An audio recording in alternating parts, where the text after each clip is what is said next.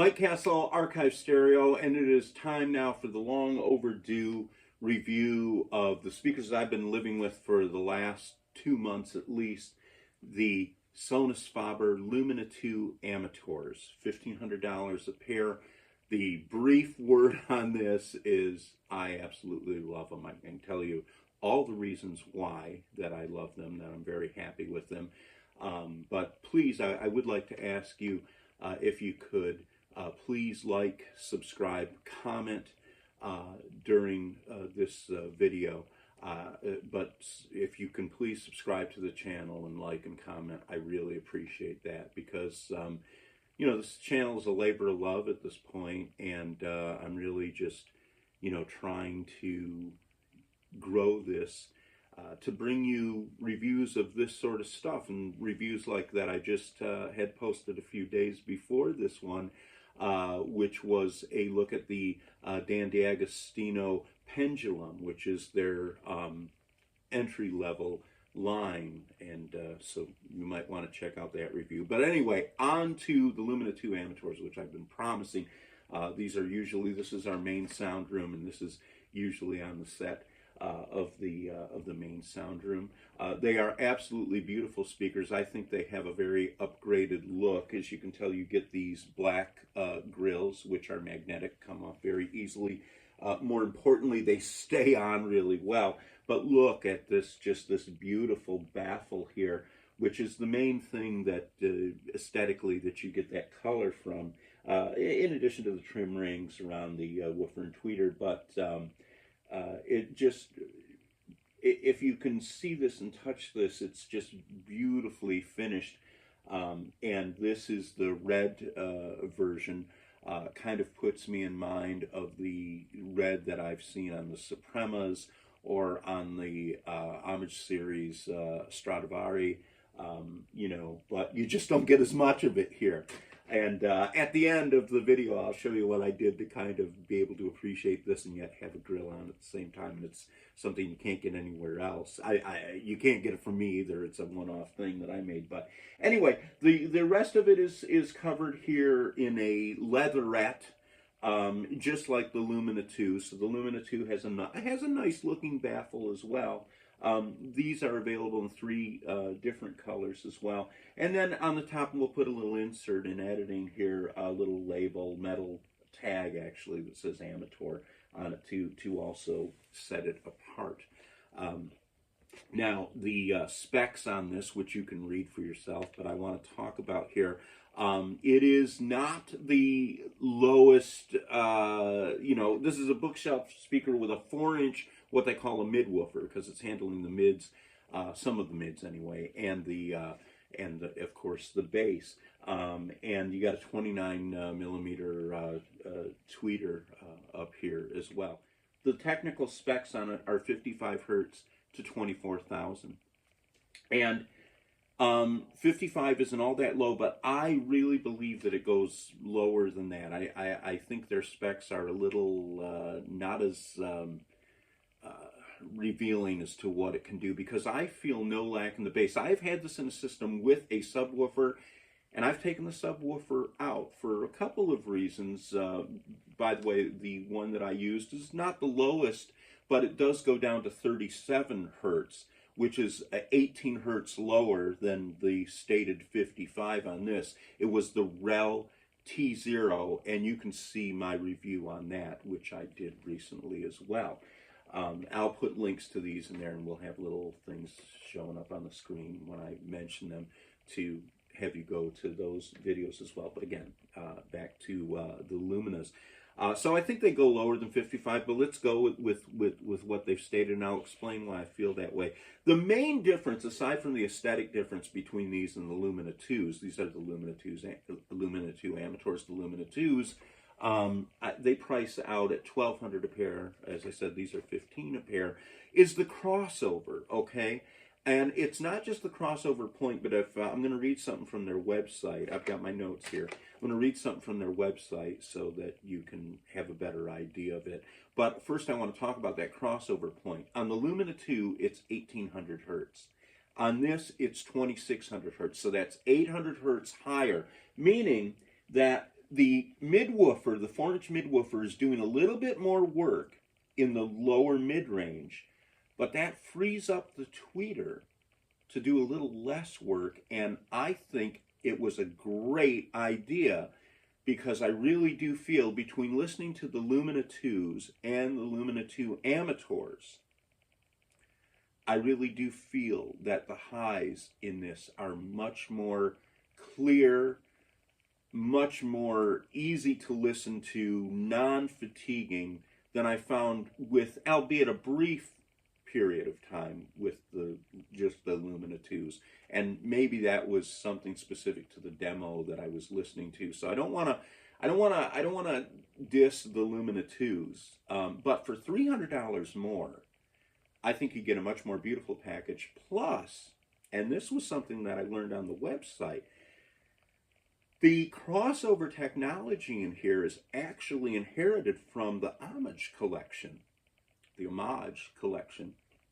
which includes the Stradivari, the Amati, and the Guarneri. And these are, so like the Amati G5s are a $36,000 pair of speakers.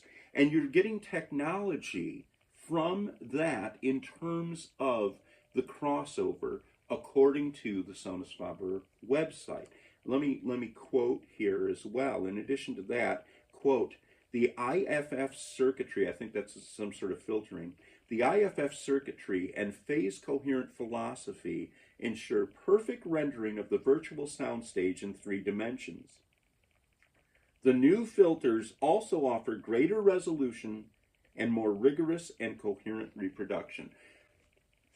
Now that's advertising copy on a website, but I can say spending 2 months with these, at least, I agree. The soundstage, like I said, the soundstage doesn't just come from the speakers. It first comes, if you look at my video on sources, comes from the source first. It's got to be there. It's got to have been recorded that way. Comes from all the other elements in the chain, but this is really the important thing. The speaker, because that's the transducer that's bringing all that stuff out, and that's all now out of the digital realms and into, the actual analog real-time thing. So the speakers really do count. And I didn't have a lot of money to spend on speakers, but I wanted to get good speakers. And these kind of have an interesting path to them. I will talk about the other speakers in other reviews, but some of the things I was comparing it with was actually a floor standing model, the Q550s from CAF. And I was also looking at the Paradigm, I believe it was Premier 200B. But I'll talk about those at a later date. Obviously, I ended up on these. I have a pretty good relationship, and by the way, this is not, I'm not sponsored at all in any way, shape, or form, but this is a pretty good relationship, customer retail relationship with Paragon Sight and Sound, also with several of the other places in the Michigan area where I'm from. But so I went to Paragon, and I mentioned that in the unboxing video. If you want to see the unboxing of these, you can take a look at that as well. I mentioned that in the unboxing video, and so Paragon allowed me to take, not this particular pair because this was brand new out of the box, but allowed me to take their demo pair home for the weekend to try them out. And when the other speakers that I was listening to, I was listening for days and days and really, getting, different things with it. And yeah, I love them. Yeah, not really. And I'm comparing them to my 30-year-old Paradigm 3SE Mark IIIs, which I can talk about in another video when I have time, which are not bad speakers. They're like some of the lowest line of the older Paradigm from the 1990s, but they still play beautifully. But anyway, so I had all of these other things in there. So when I got these home, when Dylan Larson from Paragon, let me take them home, and I thought, okay, I'll spend the weekend with them. Within 5 minutes, in my system, it wasn't the exact system that I have here, but with my vintage Macintosh system, I knew right away, I'm buying these. I almost called Dylan and said that, but I think it was a Friday that I picked them up, and I went down there on a Saturday and purchased them. You know, not the demos, of course, the brand new in the box. But so that's how much and how clear and how different they were from anything else I'd listened to, and how much better. Because again, I wanted really good speakers. Now, you know, learn that I'm getting, you know, elements that come down from their second to top of the Sonus Faber series. The same sort of thing that can happen as well, by the way, with Supremas. You can find Suprema mid-range and tweeter technology in the basket, the cork basket that it's enclosed in. Now that's a $750,000 set, because it's 4 chassis of speakers, but you can find those in a $6,000 pair of the Sonetto G2 Generation 2 of the Sonetto 5s, as well as the Sonetto 8s, and I think also in the Sonetto Center Channel series. So, you know, all companies do this. It's like when I was listening to the Pendulum from D'Agostino. Some of that technology is handed down from the Relentless series and from the Momentum series. So, you know, when they make these flagship things, you do get some of this, and I was very pleased to learn that. And I didn't know that when I bought it. I kind of learned that after the fact. But so anyway, so that's what we've got there. 4-inch midwoofer with a diaphragm made up of cellulose pulp blended with natural fibers. And the 29 millimeter damped apex dome, this thing right here, that kind of covers it. And Adrian Lowe has a wonderful Good, Bad, and Ugly and series, and one of them is Sonus Faber. And he talks about in the early days there being an issue with this little piece of metal on the other side not touching the dome with some of the earlier speakers. He said that that's long been resolved, and I have absolutely no problem with that as well. But that damped apex dome, what they call DAD, when you see it, when it says DAD, that's the damped apex dome. That tweeter also found in the Sonetto series, which is one step up from the Lumina series, and the Sonettos sound beautiful. I've heard the G2 versions of the Sonetto. I think it's the Sonetto 2s, which are also the bookshelf. There's also, I think, a Sonetto 1. There's the 5. There's the 8. There's the center channel. And that. Hand-coated soft silk diaphragm. It says Kurt Mueller, hand-coated soft silk diaphragm. I wasn't able to find out anything on what the Kurt Mueller referred to other than on the Sonus. If you know what that is, put a comment in there. But that's basically the technical stuff of it. The other thing to know is that, and when I turn this around, we'll do again an insert shot. These are biampable speakers, and in the original stage of my listening, I was just running, with the little bridge, metal bridge connectors that it comes with, and I want to mention one thing about those, by the way. With the little metal bridge connectors that it comes with. But I am now biamping, and I'll tell you a little bit about the system that they're in a moment. But first, I just want to say I love these speakers. I really do. There have been a couple of times when accidentally there's been a little bit more volume to them, not for any period of time, but I haven't noticed anything. I don't notice any unwanted resonance out of these at all. Like nothing when the bass gets to a certain part, when it gets lower below what it is, whatever resonant frequency that is, it's not in the cabinet. So I haven't been inside of the cabinet. I'm not that kind of reviewer who takes apart stuff, because if I take it apart, I'll never get it back together, and I don't want to void my warranty. But what I will say is that from listening to it, I have never heard any weird, scary sounds. And I have heard those from other speakers that I've had in the past, and even from great speakers in showrooms. I just ran into that last week in a listening session not related to these.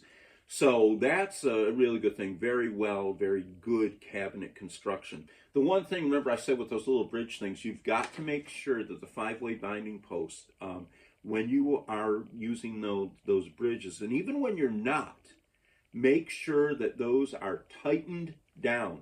You want those tightened down all the way, because there were 2 moments when I was getting like this weird sort of resonance, and it didn't seem like it was from the speaker. It did at first seem sort of like a cabinet resonance, but the 2 times that I did it were 2 times right after I had either put the bridges back on or taken the bridges off, and I didn't have the binding post tightened down. As soon as I tightened those binding posts down, nothing, no problem at all. So that's it. Now, talking about the things that people, usually want to hear, again, that I know that soundstage isn't as part of the single thing. It's part of the source. I've said this already. But the soundstage with these is fine. They stage beautifully. I think maybe the CAFs, because of that UniQ driver, that's the one thing that I miss from not having those Q550s. They were a really good price. They were a steal. They were like under $1,000 for the pair through Best Buy. I think you can still get them even from the CAF website for under $1,000 for the pair. And they're nice speakers. I'll talk about them later. I thought that they maybe located things way more precisely, but it took a while for those to break in. And these didn't take a very long time to break in. I really didn't find any appreciable, like, oh my gosh, they've opened up, because they really opened up from the beginning. And like I said, there is all my measurements, like for instance, the Al Di Meola World Sinfonia songs that I use 2 of those off of that. One, the No Mystery song, puts, all the stuff where it's supposed to be, with the guitar off to here, and, another lead guitar in there. So, works, so sound staging is great. When I listen to something like one of my favorite versions of La Boheme or Sweeney Todd, I've had one of the best listening sessions of my life on these speakers. And everything was at night when the power is cleaner, if you believe that. I happen to believe that. And I was doing it, actually, I mentioned this before in my review of the Saga 2 from Shed Audio. And I think that might have had a little bit to do with it. I also had this little old 90s Musical Fidelity X10D tube buffer between the Saga 2 and the 1 amp that I was bi-amping for the tweeters. I'll talk about that bi-amp setup in a moment. But, I mean, it was just incredible. Everything was where it was. So do these soundstage yet? Well, yes. No problem with that. Do they image well? Are the images coming from where I expected them? Yes, they did. They did beautifully. I don't have any complaints about those at all. High, wide. When you listen to another of my favorites, Jaco Pastorius, his debut album, Continuum, puts the stuff. There's Fender Rhodes, the higher keys are all the way, I'm pointing to my wall. They go all the way to the wall and almost wrap around you, almost caressing you. If you're looking for a source where you really want to test how wide the soundstage can go, Continuum is great. When you look at the filters coming directly from that homage setting and the crossover, I believe it, because the resolution is amazing. I had never noticed this until I was listening on these speakers, and it was also with the Saga 2 in there, so give some credit where credit is due. But in Crystal Silence on the Stan Getz Captain Marvel album, this was the first time with the Saga 2 and these speakers and the bi-amping, and the X10D, by the way.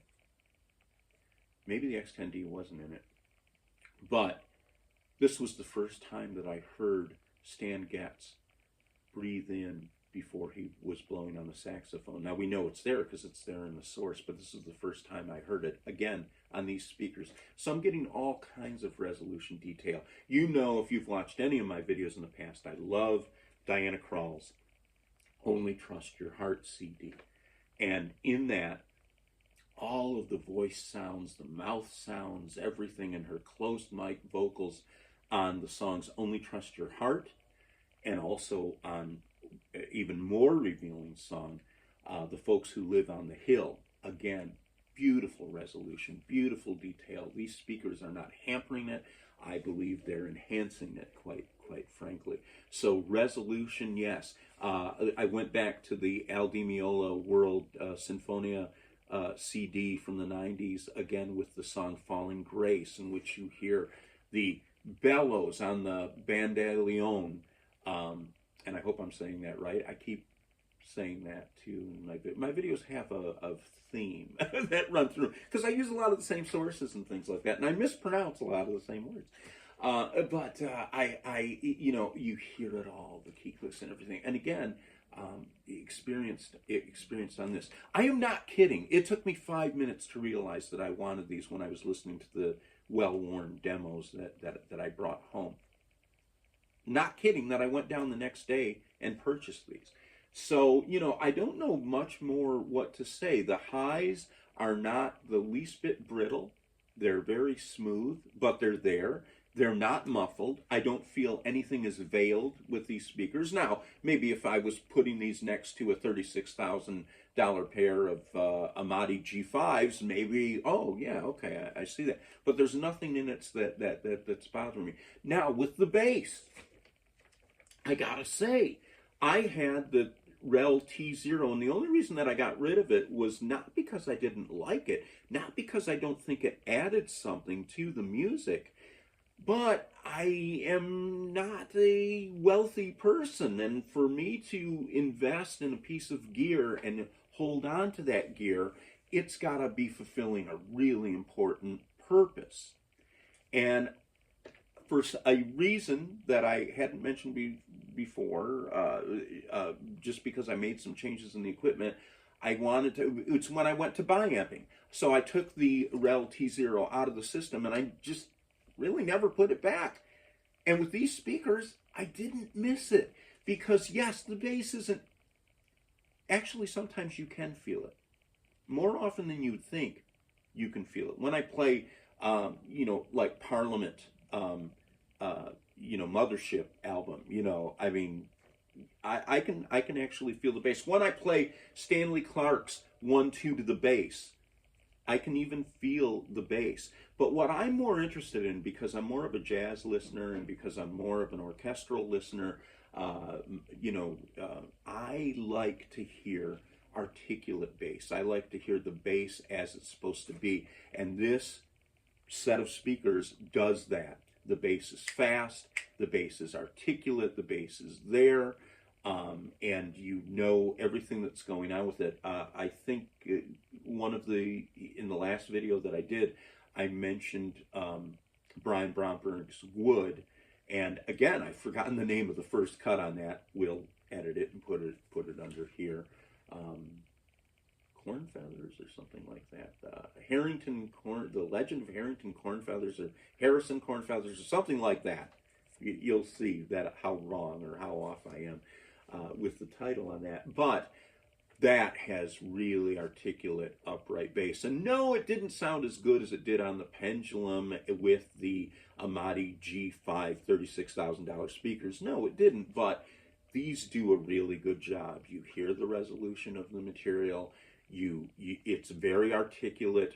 It's not slow. It's not blurred, and that's the big thing. The bass doesn't be. If the bass isn't blurred in the source, the bass doesn't get blurred in these. So I'm happy running these at, you know, the 55 kilohertz. It's enough for me. I will eventually put, if I end up staying with this and I don't get something like the Sonetto 5 G2s, which is next on the list, but it's pretty expensive, and I don't know how long it would take before I get this. So I plan on keeping these for quite a while, barring any tragedy. So I do eventually plan to run dual subs, and I probably will go with the Rel T0s. The CAF, I think it's the K62. I do want to check those out, but they're a little bit more expensive, so I might have to just have one for a while. But I do kind of believe that idea about having a paired set of subs, one running on each side. I don't think it has to be as complicated as people make it. I was able to dial that. That's another thing about these speakers. They take a sub, at least that sub, really well, and that may be all a part of the REL and have nothing to do with these. But I was able to dial it in so that it disappeared, and I do think was a pleasant adjunct to these, but it's just not something that I need, that I'm crying for. And again, that only gets down to 37. So if you really want a sub, I'm not using this for home theater. Don't let the TV over here fool you. That's a TV that's not even connected to the audio system. That's just for watching, PBS Create Channel or Meet the Press or whatever. But so anyway, I didn't feel I needed a sub with these, but it would be nice to have a sub with these. But I don't feel that I'm lacking anything. So we've covered the highs, we've covered the bass, the bi-amping. That I just want to talk about what system that I'm using right now. Right now, my preamp at this stage, at this date, and I'm loving it, and I'm going to do a review of this, hopefully this week as well. I want to start to get that recorded. The Wim Ultra, which is, most people think of as a very cheap streamer, but it also is very, I'm finding, capable, no slouch sort of preamp. So what I've got is that is running into, if you see this here, and I'm going to talk about that separately. Right now I'm not running it, but that is a Pioneer D70 crossover from the 80s, and that is beautiful. And what I had been doing is I went out of the Wim Ultra into this, set my crossover points so that I have active crossover feeding my two ADCOMs, which I'll talk about. My ADCOM 535, which is probably the sleeper of all time. It is one of the most musical amps on its own, not bi-amping. I love it. And I have a ring in this listening room, which I have to take care of. I don't know if you're hearing it, but forgive me for that. When I talk a little bit more, that's something that's, I got to put some softer surfaces in here. But anyway, I do digress again. So I was running this to the ADCOM 535, which is just, I think, like a 70-watt amp. And those were bi-amped running into, of course, the highs on this end. And then the 545, these are both from the GFA series. The 545 running into the midwoofers, the 4-inch midwoofers. So one amp is feeding woofers, one amp is feeding tweeters in the stereo pair. It's not one amp for one and one amp for the other. If I was doing that, I wouldn't use two different amps. But it works out great. The output is very similar. I think the 545 is 120 watts per channel. Actually, I'm getting whatever it is, because these are 4-ohm speakers. So I'm getting, even more power driving to that. So from the Wim, it was going into this, but it's not anymore. I want to double check this before I continue using it. And then, so it's going from the Wim, and I've got them wide off, going into the 535, which is then going into the highs, and the 545, which is going into the lows. And that, I believe, to my ears, I can't prove it scientifically, but I believe it improved the sound. But I'm happy with this just running through. I've also run it through my now twice checked out and twice passed with flying colors, 1979 Macintosh MA 6100, which is one of their earlier integrated amps. Doesn't have the auto formers on it, but it does have a ohm switch between, I think, a 4 and 8 ohm switch on the back, which was an addition only for the 1979 version, and it sounds beautiful through that. So, those basic things, either whether I'm running it through the AdComs or whether I'm running it through the Macintosh. Sometimes when I want to run it through the Macintosh, I'm just using it as the preamp and then doing the pre-out into the AdComs. Sometimes I'm using the whole thing just running out of the Macintosh. Obviously, when I'm running just the Macintosh from the amp, I'm not bi-amping it. So, that's important to know. But again, overview of this. I don't want my videos to keep running as long as they do, but as you can tell, I'm very passionate about these, and I love these. And you listen to them first, of course. I mean, $1,500 is a lot of money for a speaker. It's not in when you're looking at all these things in these fancy dealers. It seems like it's not much, but for me, for a guy like me, $1,500 is a hell of a lot of money to spend on a pair of speakers. And again, like I said, don't just go by my word. Listen to them and bring them into your system if you can. A good place should let you bring them into your system, even if you have to buy them. Make sure that they have a return policy with no restocking fee if they come back to you in the same shape. Or usually places have demos where they can take them, and a really good place will let you do that in some way, shape, or form.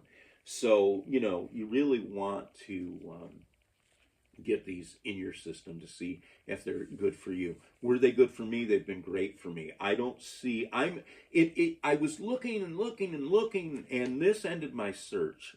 I've even thought, what? Maybe if I get some, really good subs in with these. Maybe if I do 2 CAF K62s eventually with these, I may not need anything else because this handles the high end. As long as it keeps handling it, that's going to be fine.